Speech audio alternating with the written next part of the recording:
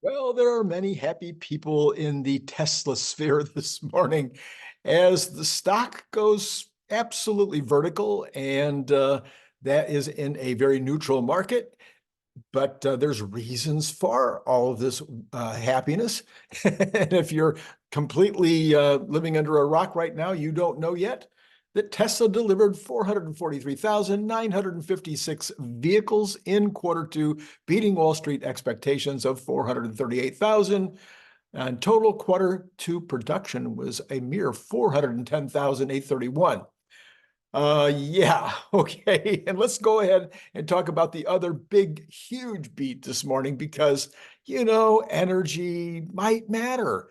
Quarter two wasn't, this is according to Sawyer Merritt this morning, quarter two was an absolutely massive quarter for Tesla Energy. Energy storage deployments were up a mere 132% versus quarter one of 2024. He says, absolutely incredible. Well, okay. Well, the stock, of course, is going crazy. We'll talk about that more in a minute. Tesla also, earnings report will be on Tuesday this time, not Wednesday. July 23rd will be the earnings report. That'll be a very big day, and expect a beat on earnings too. Obviously now, right? Here's a question for all of us. Here's a really, really big question for all of us right now as we review these numbers this morning. How did all of our estimators who spend so much time and energy, and we appreciate them doing so, all this time and energy, get it so wrong for 2 months in a row? What in the world is going wrong? I mean, James Catt and AJ and even my buddy Brian White, everybody's going to have to really take a hard look at where they're coming up with their numbers and figure out what's going wrong. James Catt is dethroned this month as Larry Goldberg is the clear winner at 432,900 for his estimate. And then this last night on the show, he said he thought that number might be low, that it would be even higher than that. Now, James Catt did say there was a chance of 440. I will give him that. We reported that on the show. And he is self-chiding this morning that he didn't up his number. Okay, but we had a shocking miss on production too, a huge miss on production. So how did we miss by that much on the production number? China deliveries for the final week were actually just kind of so-so at 14,100. So the beat could have been bigger if they'd had a bigger week in China. For those who don't pay any attention to the technical analysis, we've just blown past 220. And if we're blown past 220, the technical analysts are telling us that we should be on our way into something like 265 without much, not much headwinds. I pay some attention to the technicals kind of as a guide, but as far as I'm concerned, the fundamentals are the driver. But we'll see. Will this mean that we've got a clear runway up to something in the 260s? This is from AJ this morning. By the way, if you don't follow him yet, he is 𝐬𝐿𝐿𝐽𝐽 on X. He says, I call it now. From here on out, we will see earnings per share revisions across the board. Tesla earnings have bottomed. First time I've said this. Check my X if you don't believe it. So now I'm also agreeing. Earnings are going to beat by a lot. Everybody is going to have to adjust their earnings numbers because nobody thought we were going to be at this number on vehicle sales. Nobody thought we were going to be at this number on energy. So both of those are going to have to be revised. This is also going to have a huge impact on free cash flow because we reduced inventory by 333,000. Now my only claim to fame on the numbers today is that I took Elon and Tesla at their word about the product in transit last time. A lot of people are like, oh yeah, right, the product's in transit. No, I said, if Elon says the product's in transit, then the product's in transit. And so there was 33,000 vehicles in transit, and it's not in transit this time. So this will have a massive impact again on cash flow. Tesla stayed number one at 443 compared, or actually 444,000 compared to BYD's 426. If you're talking about pure BEV sales. Sawyer Merritt and others are also noting this morning that Tesla has dropped their mega pack pricing by 45%. So that means that the total sales number, the dollar amount, won't be as much of an increase. So this 135% increase in kilowatt hours deployed is not going to turn into a 135% increase in energy dollars, but it will still be significant. Pricing for the 2-hour Megapack commercial energy storage product was $1,879,000, and now it's down to $1 million. I'm assuming that this is because we're seeing massive drops in energy store in battery costs, and as much as the TAM is just crazy, the total addressable market is crazy. The ability of all these utilities and these various companies and all the people putting in solar, et cetera, et cetera, et cetera, they're just, it's the timeline on being able to deploy is slow. So maybe, in 2 years and 3 years and 4 years, these numbers will be double and double and double again. But it's one thing to place the order. It's another thing to be able to take delivery. Frida, this is the changing subjects here. Frida Duan lays claim to having driven now every single level 2 auto in the world and also having been driven in every robotaxi in the US and in China. She has that's her, and her handle on X is Frida Duan, all run together, no space, no underline. She has a long article, which I will do something about ASAP. I need to read the entire article. Well, I read it all, but it would be too long for this show. I've asked her to come on the show. Brilliant execution on what she's done here. I'd like to know more. Bottom line, what she says, Tesla is the only full self-driving system that is on track and can win the day. Others will never scale. They'll never be able to get to the level 4, level 5 in all markets everywhere on Earth, like Tesla will be able to.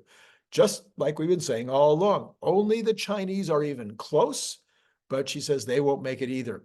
She also found these other interesting features that are on a lot of Chinese cars now, but not on Tesla, but I think, probably coming here. She says everything in the car can be voice controlled, not just the simple tasks like playing music, or increasing your miles per hour. She says users can adjust the height of their steering wheel and set the temperature easily. I think we can set the temperature on our cars now. I'd like it to be more, I'd like to have more capabilities with the voice control, but way more importantly, we need Grok. We just need Grok. Please, Elon, that can't be that hard. Maybe it is. She says self-parking, which Tesla has yet to release on all FSD users, is already a table stake in the China race. She said she would rate the quality as 10 over 10. Other fun features, mini fridges in the car. Who was it I said that to the other day? And they said, no way, no how. No, we're going to have some kind of dispensaries in these robocabs. Believe me, you will be able to get water, at least, maybe water and a couple of different kinds of Coke, maybe even coffee. This capability will be in the vehicles, promise you. All right, then she says, remote access the car home via cell phone. It's all connected together. So heads-up displays, lots of heads-up displays. Love to see that on cars, even though we're going to eliminate needing them. But, for now, it'd be nice to have it. She has UV-protected glass roofs. Xiaomi, anyway, but Tesla, of course, has this. But a lot of the other cars now have some version. All right. I have something for you. I'll wait for tonight. I'll do this. I have figured out the #1 catalyst event of all time. Okay. I know what the #1 Tesla catalyst event is of all time. I'll do that tonight with Nicholas. So that'll be a tease for tonight's show with Nicholas. And believe me, when I tell you what this is, you will believe me. All right, let's go on. Sawyer also says this morning, Tesla appoints a new head of production at Giga Berlin. Christian Adrian has extensive experience in the automotive industry. Before joining Tesla, I think 2 or 3 years ago, he worked at Daimler for 4 years. He spent 1.5 years as chief production engineer at the German-Chinese joint venture, Beijing-Benz Automotive. Until recently, he held the position of director of vehicle manufacturer at Tesla, proving his reliability and professionalism, and now he has been given the bump up to the head of production in Berlin. This is Randy Kirk, by the way. Hitting like, subscribe, and notify is wonderful. We got Brian White coming later today. Nicholas Gibbs tonight will help me talk about the massive fun day we're going to have on Tesla today. And of course, your joining Patreon would help me get out of the bed faster in the morning. So join Patreon, please. Powell is saying that inflation has shown progress, but more is needed in order for them to cut rates. The bond market is responding by reversing some, not all, but some of the huge increase in yields from the past 2 trading days. We'll take a look at the details on that in just a minute. I really believe that it was out over its skis. Mentioned that to Larry last night. We discussed that. I think the bonds are going to be going up. The bond prices are going to be up, yields coming down. I think there's no doubt about that. And I think the stock market, the equities are going to take a break. And that is going to be either 5 or 10%, maybe 20, best guess 10. All right, JOLTS. This is the jobs numbers. This is the number of jobs out there available for people to take if they want to take them.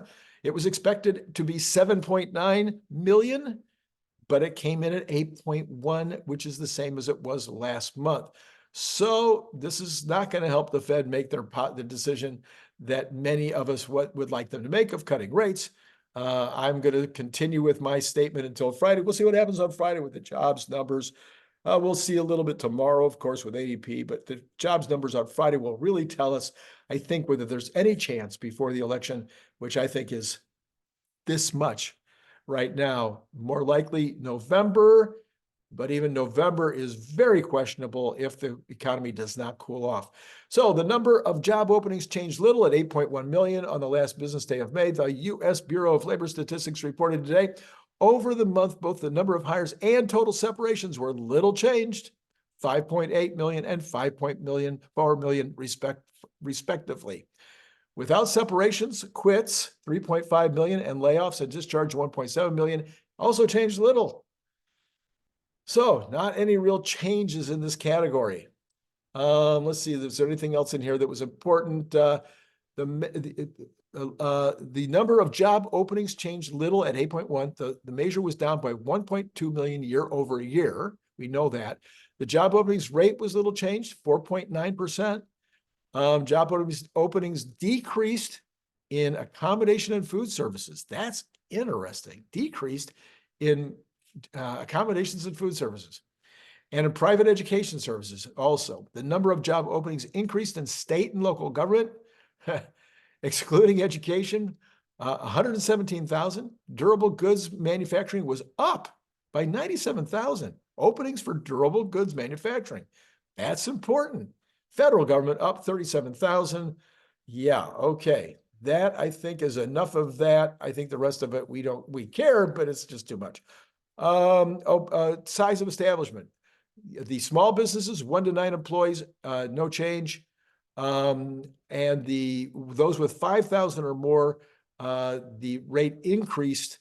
The number of job openings was up, and the hires rate and trade separations changed a little. All right. So with all of that said, where are we now on all of the market the market indicators? We will start with Tesla, now up $18 today at 227.88, closing in on 228. It is a completely, straight line. It is now topping off at the very top. In fact, let me just look inside to see what the high of the day was. Oh, see, it's going to be slow on me. Nuts. Come on, don't do this to me. Oh, here we go. All right. So no, we're pretty much at the high of the day, 228.16 now. So it is not actually coming down. So the Dow, though, is down 28, the NASDAQ down 2, S&P down 2. So basically a flat market other than Tesla. Apple up, but the rest of the Mag 7 are down. NVIDIA down 269. You have got the Cathie Woods actually slightly positive this morning. Why? Because bonds have done a flip from yesterday's craziness, which should have been, well, we don't know. You know, nobody knows Fed is going to come out this morning and be a little dovish. Okay, so I think the percentage of the Dow is down 0.07, NASDAQ down 0.03, S&P down 0.06, and Tesla is up 8.88%, 8.88%. Not bad. All right, let's go ahead. Take a look at the rest here. We have got the 10-year now down almost 4 basis points at 4.44. You've got the 2-year down about 4 at 4.731, but that has narrowed now. It is under 30 basis points on that division, that inversion. This is the lowest number we've seen in a year, maybe 2 years. I'd have to go back and look, but the inversion now it's collapsing, and the 2-month is only is barely basically unchanged this morning. And so that means that we are under 100 basis points there. So 75 is, we've been as low as 75 recently, but that inversion is also collapsing. What does that mean? It should mean recession. Not seeing really much evidence right now of recession. Yes, there's a recession in manufacturing. Yes, there's a recession in housing. Those are big sectors. But the rest of the economy seems to be doing okay, especially the services. So yes, I said third quarter recession, but it might be a technical recession just because it's very hard to get over last year's numbers. All right, but anyway, we'll talk about more about that later. Let's go ahead and look at oil. Oil was up earlier. Oil right now is up barely. It's call it zero. It is unchanged. Brent a little bit more, up 17 cents. But we continue to see that at only around $3. So that tells me that the Middle East thing is less concern over there. Natural gas down 2% this morning at 242. It continues to drop. Gold down $5. That's of no consequence.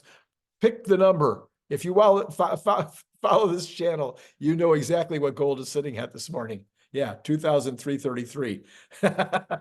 Oh no, it just changed to 2,334.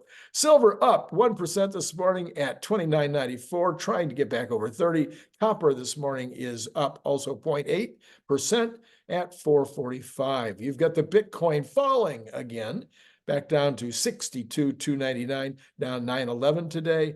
And you have got the dollar also, well, it says here, treasury yields are boosting the dollar. Yeah, no, the dollar is down. So that's changed since that headline was written. Okay, we have got, that's it. Yeah, we've covered everything. So let's go back just for fun. We must go back and look at Tesla one more time. So Tesla is now getting very, very close to 10% and very close to 230, 229.96. There's at some point, this also will trim. There will be profit taking, probably today. Maybe even me. I don't know. Man, this is a nice run up today. All right. 229.95 is where we're sitting right now. All right, that's all. Remember to hit the like button, subscribe. You should have liked this show. Come on, hit the like button. Take a second and subscribe, notify. See ya a couple times later today. Maybe there'll even be breaking news later today based on what's going on right now. It's been great, really great. I mean, sincerely great talking to you.